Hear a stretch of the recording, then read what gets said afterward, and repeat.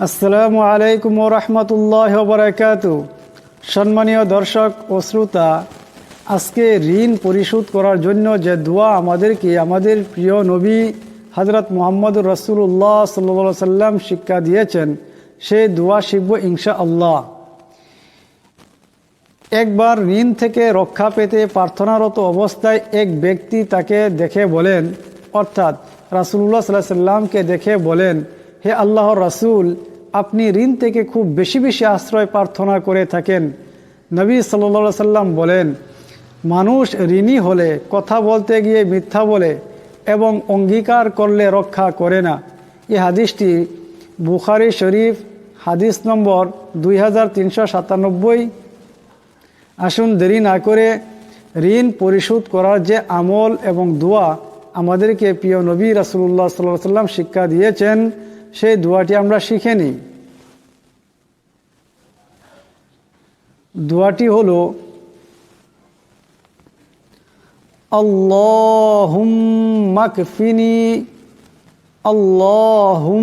আল্লাহ এখানে খারা জবর আছে, এখানে এক আলিফ লম্বা করবেন, হুম্মা এখানে মিম মুশাদ্দাদ গুণনা করতে হবে। এই মিম এই কাফকে ধরবে। আল্লাহুম্মা কফিনি বিহালালিকা আন হারামিকা।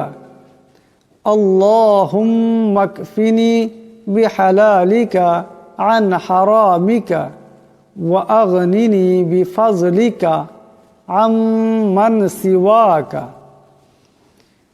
সম্পূর্ণ দোয়াটি হবে আল্লাহুম্মা কফিনি বিহালালিকা আন হারামিকা ওয়া আগনিনি বিফাজলিকা আম্মান সিওয়াকা। আল্লাহুম্মা কফিনি বিহালালিকা আন হারামিকা ওয়া আগনিনি বিফাজলিকা আম্মান সিওয়াকা। এখানে বাংলা উচ্চারণ দেওয়া হয়েছে, আপনারা এখানে দেখে দেখে শিখে নিতে পারেন কিংবা তো স্ক্রিনশট নিয়ে রেখে দিতে পারেন।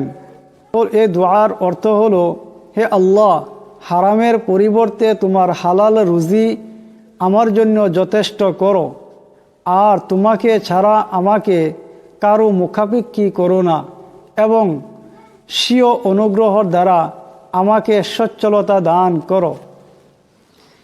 এই দোয়াটি 5 ওয়াক্ত নামাজের পর বেশি বেশি পড়বেন এবং খাস করিয়া ফজরের পর বেশি বেশি পাঠ করবেন। ইনশাআল্লাহ আপনার ঋণ দ্রুত পরিশোধ হয়ে যাবে।